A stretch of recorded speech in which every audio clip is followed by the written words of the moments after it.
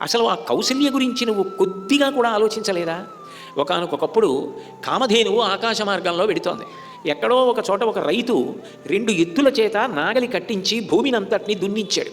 అవి బాగా బడలిపోయి మూర్ఛ వచ్చినంత పని పడుకున్నాయి. అయినా కూడా ఇంకా నాగలికి కట్టి వాటి చేత భూమిని దున్నించాలనుకున్నాడు. అది చూసింది కామధేనువు. ఆమె కన్నుల వెంట నీటి బిందువులు పడ్డాయి. ఎందుకని? ఆ వృషభములు కామధేనువు యొక్క సంతానంలోకి వస్తాయి. ఆ 2 కన్నీటి బిందువులు పడితే కింద నుంచి ఇంద్రుడు పెడుతున్నాడు. ఆయన మీద పడ్డాయి ఆ కన్నీటి బిందువులు. అవి గొప్ప సువాసనతో ఉన్నాయి. ఆయన వెంటనే చూసి ఇవి కామధేనువు యొక్క కన్నీటి బిందువులు. కామధేనువు ఎందుకు ఏడుస్తోంది అని కామధేనువుని వచ్చి అడిగాడు. అమ్మా, ఎందుకు నీ కళ్ళంబట నీటి బిందువులు పడ్డాయని.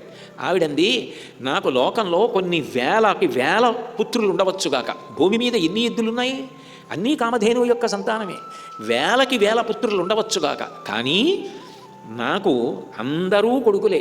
అదిగో అక్కడ 2 కొడుకులు భూమిని దున్ని మూర్ఛపోయినంత స్థితిని పొంది అలిసిపోయి భూమి మీద పడుకుంటే ఆ రైతు వాటితో ఇంకా భూమిని దున్నించాలని ప్రయత్నం చేస్తున్నాడు. వాటి కష్టం చూసి నా మనసు కదిలిపోయి కన్నుల వెంట నీటి బిందువులు పడ్డాయండి. అప్పుడు ఇంద్రుడు అన్నాడు, తాం దృష్ట్వా రుదతీం శక్రో నసుతాన్ మన్యతే పరం. ఈ లోకంలో కొడుకు కన్నా ప్రియమైనటువంటి వస్తువు తల్లిదండ్రులకు ఇంకొకటి ఉండదన్నమాట. కొడుకు బాధపడితే తల్లిదండ్రులు తట్టుకోలేరన్నమాట. వాళ్ళు బాధపడినా కొడుకు సంతోషపడితే మనసు సరిపెట్టుకుంటారు. కానీ కొడుకు బాధపడి తాము సంతోషపడడం మాత్రం అంగీకరించలేరు. కొడుకు ఇంత గొప్పవాడా అన్నాడమ్మా ఇంద్రుడు ఆ రోజున. అన్ని లక్షల కొడుకులున్నటువంటి ఒక కామధేనువు 2 కొడుకులు కష్టపడ్డారని ఏడ్చింది. కౌసల్యకి ఒక్కగానొక్క కొడుకు లేక పుట్టాడు. ఎన్నో యజ్ఞాలు చేసి పుత్రకామేష్టి చేసి అశ్వమేధయాగం చేస్తే పుట్టాడు. సకల సుగుణాభిరాముడు. అటువంటి కొడుకుని 14 ఏళ్ళు అరణ్యవాసానికి పంపించావే, నీ కళ్ళ ముందు ఆ కౌసల్య ఎలా ఏడుస్తోంది? నీకేం బాధ అనిపించలేదా?